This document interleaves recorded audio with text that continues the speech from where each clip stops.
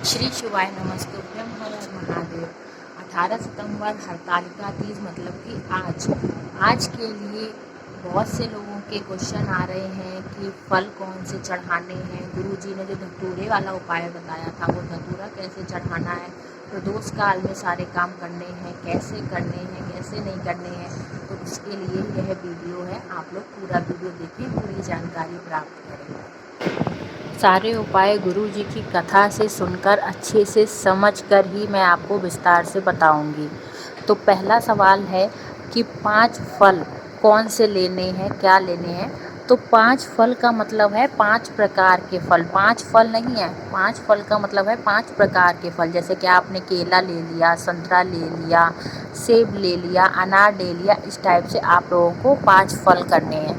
और फिर मतलब यह उपाय जो है 16 सोमवार के व्रत का लाभ देता है। यह व्रत, यह पूजन आप सभी लोग कर सकते हैं। पूजन तो आप सभी कर सकते हैं, जो व्रत हैं वो भी पूजन कर सकते हैं, जो व्रत नहीं भी हैं वो भी पूजन कर सकते हैं। तो आप लोगों को 5 प्रकार के फल तो लेने ही लेने हैं, और आपसे अगर हो सके तो आप 7 प्रकार के फल भी ले सकते हैं।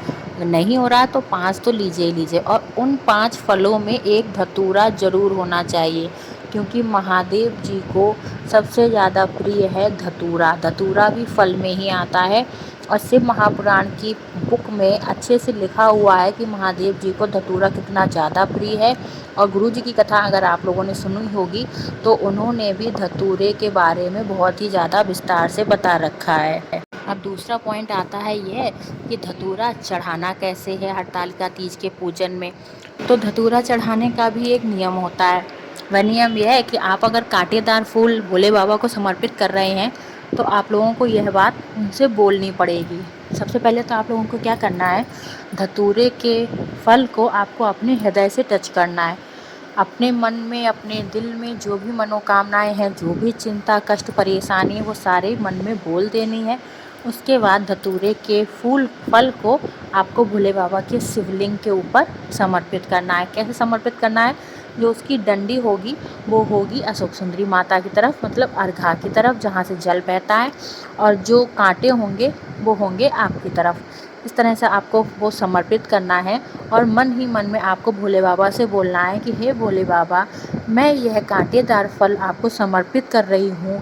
मतलब मैं आप अपनी ज़िंदगी के सारे कांटे आपको समर्पित कर रही हूँ। आप इन कांटों को मेरी ज़िंदगी से निकालिए और मुझे सुख, समृद्धि, शांति, धन, संपदा, वैभव, जो कुछ भी आपने मांगा है वह मुझे प्रदान कीजिए। चलिए, 2 पॉइंट क्लियर हो गए। अब तीसरा पॉइंट है कि प्रदोष काल कब से कब तक है। तो प्रदोष काल का समय होता है सूर्य अस्त से पहले और बाद में। 18 सितंबर को सूर्य अस्त हो रहा है 6:01 पर।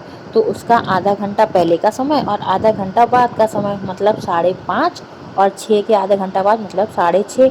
तो आपको 18 सितंबर हरतालिका तीज के लिए जो भी उपाय करने हैं वह सारे उपाय 5:30 से लेकर 6:30 बजे तक के बीच में करने हैं। हरतालिका पूजन भी प्रदोष काल में ही होता है।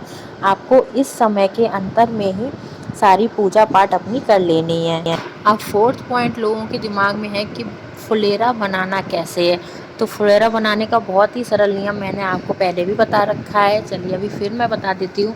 फुलेरा ऐसे बनाना है, जो लोग पूजन कर रहे हैं पार्थिव शिवलिंग का निर्माण करना है, शिव परिवार की पूरी पार्थिव मूर्तियाँ बनानी है। मिट्टी से बना लीजिए, बालू से बना लीजिए, जैसा आपसे हो सकता है वैसे कर लीजिए।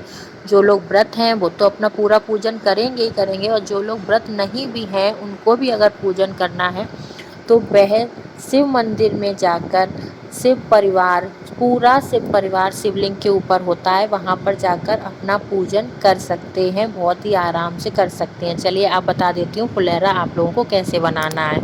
आप लोगों को 2 लकड़ी लेनी है और उन लकड़ियों को क्रॉस शेप में रख लेना है। उसके बाद जहाँ पर दोनों लकड़ियाँ बीच में मिल रही हैं वहाँ पर आपको मजबूत धागे या रस्सी से बांध लेना है। उसके बाद आपको 5-5 फूल लेने हैं। 5-5 फूल की 5 लड़ियाँ बनानी है। आप बीच में पत्तियाँ भी डाल सकते हैं, इससे सुंदर लगेगा। लड़ियाँ बनानी है और पांचों फूल की जो आपने लड़ियाँ बनाई हैं, जो 4 पॉइंट आपके क्रॉस में हो गए, उन चारों में लगा देनी है। और पांचवा जो आपका बीच में जहाँ आपने रस्सी बांधी थी, उस जगह पर आपको वो लगा देनी है। और जिस भी शिव मंदिर में आप पूजा करने जा रहे हैं, वहाँ पर जो ऊपर कलश टंगा रहता है जिसमें से जल गिरता है, उसके ऊपर टांग देना है आपको, और उसके बाद शिवलिंग पर अपना पूरा पूजन कर लेना है। ठीक है ना, समझ में आ गया आप लोगों को? नहीं समझ में आया हो तो आप लोग कमेंट करके मुझसे प्लीज़ पूछ लीजिएगा। पूजा पाठ की बात है, कुछ भी गलत मत करना, ठीक है।